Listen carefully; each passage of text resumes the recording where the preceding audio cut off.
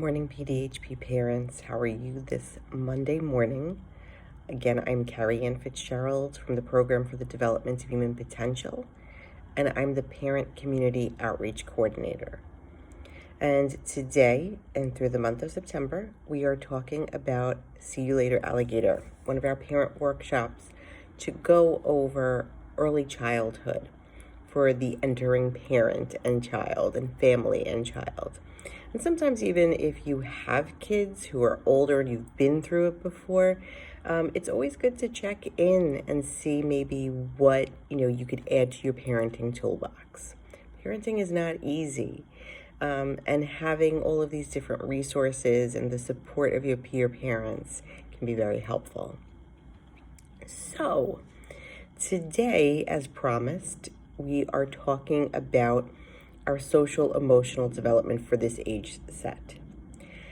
So let's think about this. Now, we talk about our preschoolers, our 2, 3, 4, 5-year-olds, right?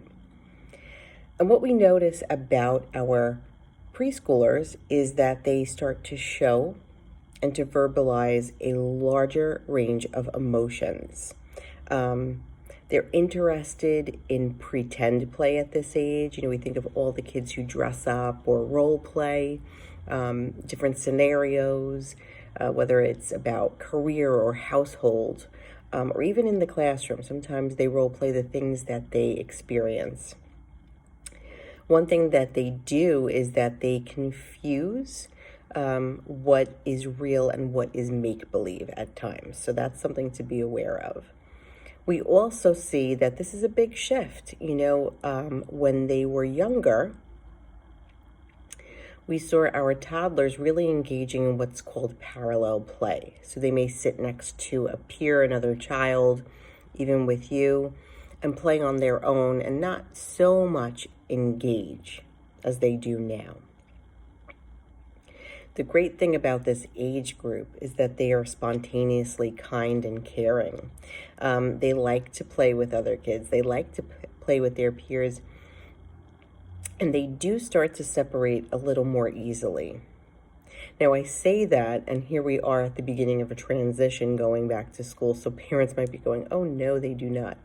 But, we'll get into that. We'll get into that idea of separation anxiety. But there is more of a recognition of who's around outside of themselves. We do see that they still have tantrums. That's not going to go away anytime soon. But be cognizant of what those tantrums are. Now, while they can verbalize a little bit better, sometimes they're very difficult at saying what is causing a tantrum. They still don't have that recognition or that self-awareness. So we notice this happens a lot at this age because there's a change in routine. Does that sound familiar? Right now we're changing routines. So you may have these amped up moments of tantrum going on. They even maybe have tantrums because they're not getting what they want. We all want what we want, right? They're still negotiating that, that kind of relationship. They also tantrum when they are tired or hungry because they can't verbalize those needs at this point all the time. So something to be aware of, okay? But transition is a big one. So now I'll move on to our 5 and 6-year-olds. What's going on there? Well, one of the things that we know about 5 and 6-year-olds when it comes to social emotional development is that they become aware of gender, more so than before. And their preference may be that they play with their same gendered peers at this point. They enjoy the play with other kids during this time. They are definitely more conversational. They become very much more independent. Now, with that independence, we also see a lot of testing of boundaries going on.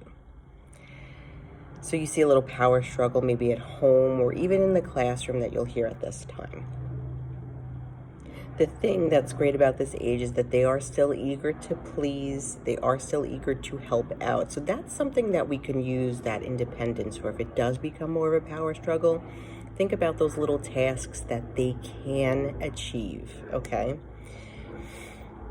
One big thing at this age group, 5 and 6, their social emotional development is they begin to understand. Now, we talked, the preschool kids start to recognize more ranges of emotion, right? At 5 and 6 years old, these kids start to understand the concept of embarrassment. They understand the feeling of embarrassment. Embarrassment is not a comfortable feeling to be in, okay? So it's very difficult. So definitely thinking of managing that. Think about your skills, think about talking about feelings, think about resiliency at this point, all right? That is an important factor when we go into 7 and 8-year-olds. With this, they become a lot more aware of their peers' perceptions. And they may complain about friendships and other children's reactions to things. They want to behave well, but they aren't as attentive to directions at this age. That's a common factor. They do try to express anger and any heavy, difficult emotions in words, but oftentimes they do resort to aggression when they are upset. So think about that point, moms and dads. We do often hear a lot of times, in 2nd grade, that's the age group. 2nd grade, this is going on. 2nd grade is that's going on. And sometimes some of these behavioral outbursts, people don't recognize that this is kind of a norm, an unpleasant norm, but a norm. So sometimes we label it. We're very quick to label it. Oh, it's bullying, it's this, it's that, because of that aggression, because of that anger, because of that feeling of embarrassment. So something that we can do at home, parents, moms and dads, what are things that we can do to manage that? Now, for many years before this stage, you have often probably talked about using your words. Go back to that.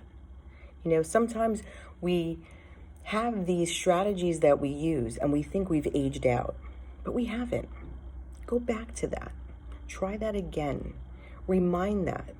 I always think about the fact that I had this 8th grade class for many years, and they were silent and quiet, and they adhered to the lines in the hallways. And I remember everyone kind of stopped and said, wow, that's really great that they do that. And one of the APs in my school at the time said, I think it's because you always remind them every time you get online, hey, we're going to be quiet. Hey, we're going to be on 2 lines. Whereas oftentimes we think as teachers, we're going to do that in the beginning of the year because it sets the tone and now we all know. But those constant reminders are helpful, okay? So keep up those constant reminders that you've already done. You've already laid that groundwork. So just go back to it.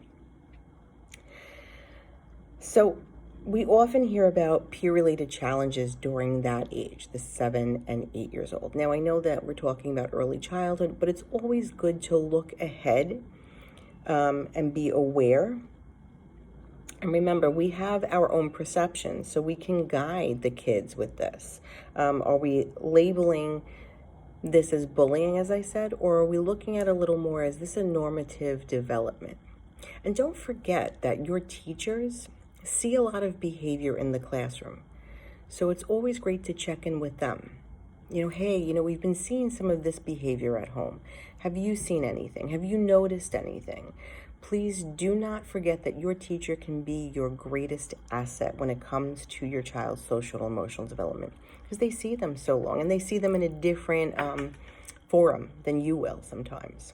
Sometimes it's the same behaviors. Sometimes it's very different, okay? A lot of times that is because they will test boundaries maybe more at home. They're more comfortable with mom and dad and family. So just be aware of that. But I'm going to leave you with a question. We've talked about these social emotional development issues, some very pleasant, some not, but normal, okay? What skills can we give our kids as they progress through this development? What skills will you give them?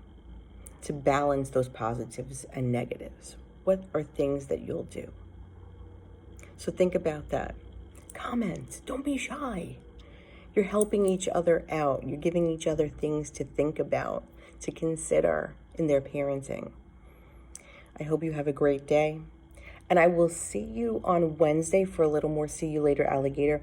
At that point, we're going to talk about social skills that are needed within a classroom or school environment. Okay? So get your thinking caps on and have a great Monday. Take care.